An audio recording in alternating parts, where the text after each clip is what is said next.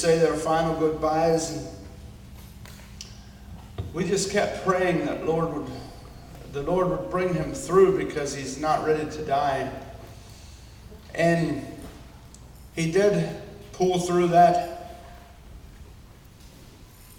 They were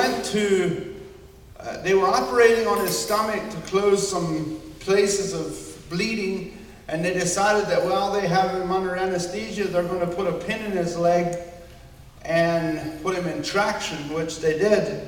When they were done, they took an x-ray to make sure that the leg everything is lined up and everything's in the right position.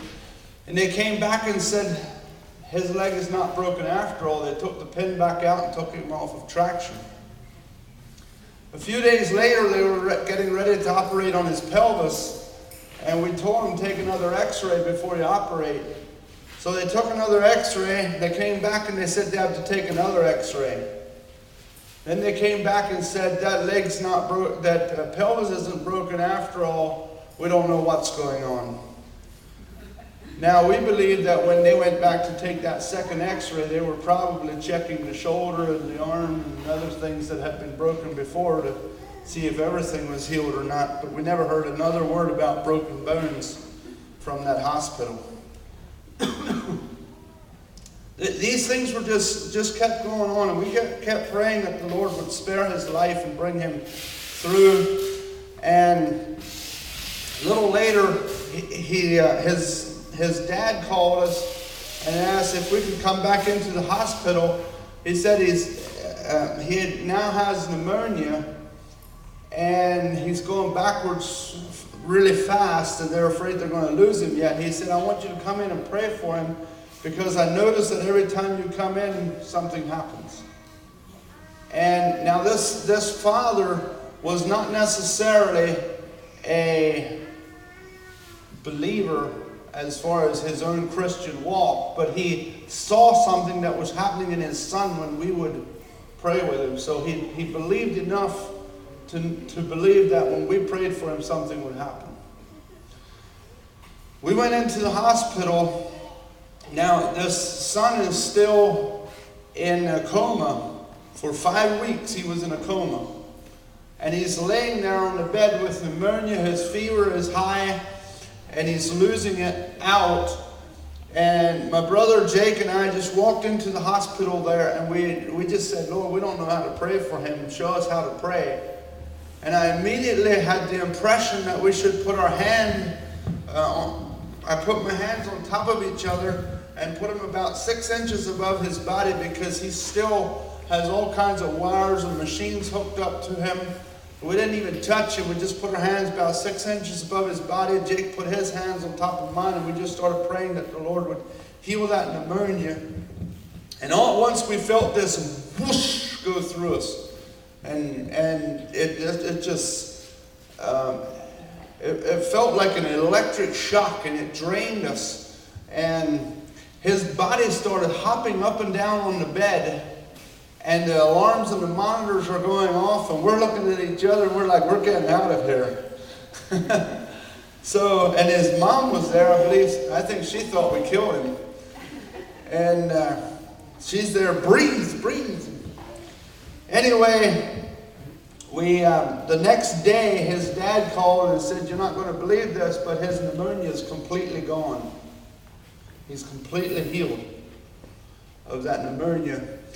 I'm not sure exactly in what order, but they also had put him on kidney dialysis. They said he's going to have to be on that the rest of his life. And 24 hours later, that kidney dialysis machine was taken out of his room again. They said he doesn't need it.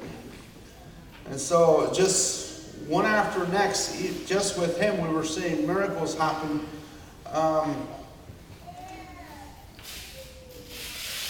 Since that, we have seen there's just 2 weeks ago, we prayed for a lady that had a broken leg, and she was healed. She went back to the doctor. Doctor took the x-rays and said he couldn't believe what he's seeing, but he said the burn is completely knit together, and and it's healed. And so I told her to get the x-rays. We want to see the x-rays, because when you see miracles like that, it's nice to have some documentation, because a lot of times people will claim miracles and you don't really see the real documentation for it. So 4 years ago, while we were still driving horse and buggy, I had a vision, and I saw us going down the road in RVs and going to different Amish communities and just having meetings and meeting with people and having group meetings that people would get together. Last year that happened. In April, my wife and I and 10 children moved into an RV, and Jake and Nancy and their 6 children moved into another RV, and we started traveling to different communities in Pennsylvania, Ohio, Indiana, Michigan, Wisconsin, and Iowa, and Illinois. Last year, we were traveling to those different communities. And our focus is on emotional healing, helping people to overcome emotional hurts and abuses and unforgiveness issues and things like that, and turning their life over to the Lord, and trusting Him with their life, with everything. David and Fanny, their oldest son, 15 months old? When he was 15 months old, and David was milking cows, this little boy, David heard this oomph, and he looks around, and there's a 1,200-pound cow jumping on his 15-month-old son. And he grabs him. This was on a Sunday evening. We were gathered together for a Sunday evening prayer meeting a quarter mile away from his farm. He grabs the little boy and runs across the field to where we're gathering for us to pray for him. He said he was halfway across the field to our house where we were gathered before he even thought of calling 911. Because his focus, his faith was in prayer. And so he came running into the living room there where we were gathered, and he has this little boy that's barely breathing. And I'm thinking, oh God, what is this? But he puts him in our lap, and we just started praying for him. We prayed for him from 7 o'clock in the evening until midnight. And as we kept praying for him, the little boy would settle down and just relax and breathe easily. Whenever we quit, he would wake up and start crying. Whenever we were not focused on prayer, he would wake up and start crying. As we went along, we would stop now and then just to see how he's doing, and it went longer between. When we would stop, he didn't immediately wake up anymore, and by midnight he just kept right on sleeping when we quit praying, so we let him go. The next day he's crawling around on the furniture. Now I know from the way he was breathing and from where he had been damaged that I'm fairly certain that he had some internal injuries, but the Lord was faithful to heal him. So, what else should I share?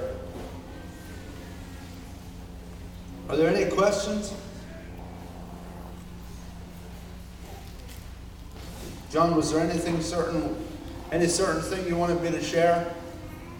No, but before you're done, I wish you would pray a blessing on this organization. Mm-hmm.